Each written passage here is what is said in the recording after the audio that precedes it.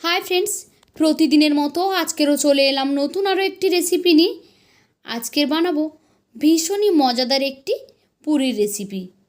আজকের আলু দিয়ে নয় কিংবা মাংস দিয়েও নয়, আজ বানাবো মাছ দিয়ে একদম ক্রিস্পি ক্রিস্পি কচুরি। তার জন্য প্রথমে লাগছে ময়দা। এখানে আমি নিয়ে নিয়েছি পরিমাণ মতো ময়দা, দিয়ে দিলাম লবণ, দিয়ে দিলাম সাদা তেল, সেই সঙ্গে দিয়ে দিচ্ছি এখানে কালো জিরে, আর দিলাম ধনে পাতা কুচি। এখন এই সমস্ত শুকনো উপকরণকে হাত দিয়ে খুব ভালোভাবে মিক্স করে নিচ্ছি। তারপরের মধ্যে অল্প অল্প জল দিয়ে একটা সফট ডো তৈরি করে নেব। যেভাবে রুটি বা পরোটার ডো তৈরি হয় ঠিক সেরকমই একটা সফট ডো এখানে তৈরি করে নিতে হবে। আপনারা চাইলে এখানে উষ্ণ গরম জলও ইউজ করতে পারেন। আমি এখানে নর্মাল টেম্পারেচারে থাকা জলটাই ইউজ করেছি। আমি সুন্দর একটা ডো বানিয়ে নিয়েছি। এখন ডোটাকে রেস্টে আমি রেখে দেব 5-7 মিনিটের জন্য।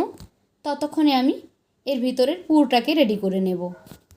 এই পুরটা রেডি করার জন্য লাগছে মাছ। আপনি যে কোনো ধরনের মাছ নিয়ে নিতে পারেন, কাঁটাটা ছাড়িয়ে নেবেন। নিয়ে নিয়েছি মাছ, ধনেপাতা কুচি, বিট লবণ, পেঁয়াজ কুচি, নিয়েছি পেঁয়াজের বেরেস্তা, আর নিয়েছি শুকনো লঙ্কা। আপনি কিন্তু এখানে কাঁচা লঙ্কাও ইউজ করতে পারেন। সমস্ত উপকরণকে একসঙ্গে খুব ভালোভাবে হাত দিয়ে মিক্স করে নিচ্ছি। দিয়ে দিলাম এতে অল্প পরিমাণ সর্ষে তেল।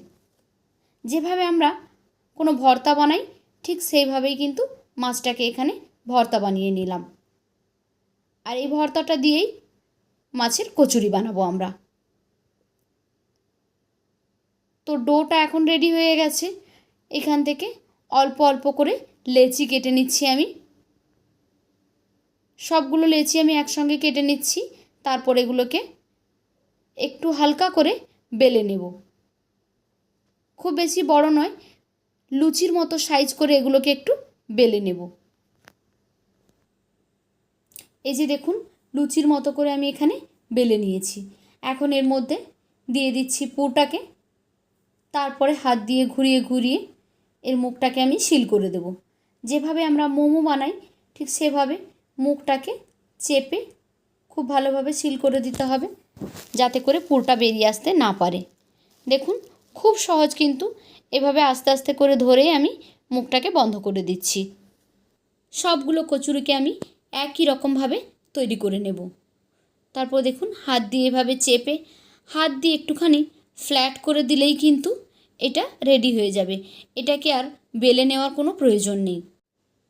সবগুলো তৈরি করে নিয়েছি। এবার এগুলো ফ্রাই করে নেব। মিডিয়াম টু লো হিটে রেখে গ্যাসটাকে এই কচুরিগুলোকে ফ্রাই করে নেব, যাতে করে ভেতর থেকে বাইরে থেকে খুব ভালোভাবে এটা কুক হয়ে যায়।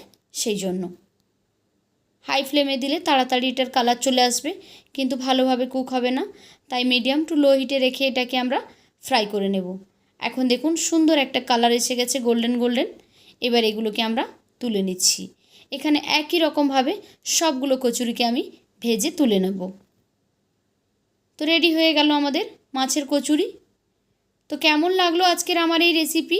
যদি ভালো লেগে থাকে তাহলে লাইক, কমেন্ট অ্যান্ড শেয়ার করবেন। আর এইরকমই সহজ সরল রেসিপি পেতে আমার চ্যানেলটিকে সাবস্ক্রাইব করে বেল আইকনে ক্লিক করে নোটিফিকেশান অন করে দেবেন।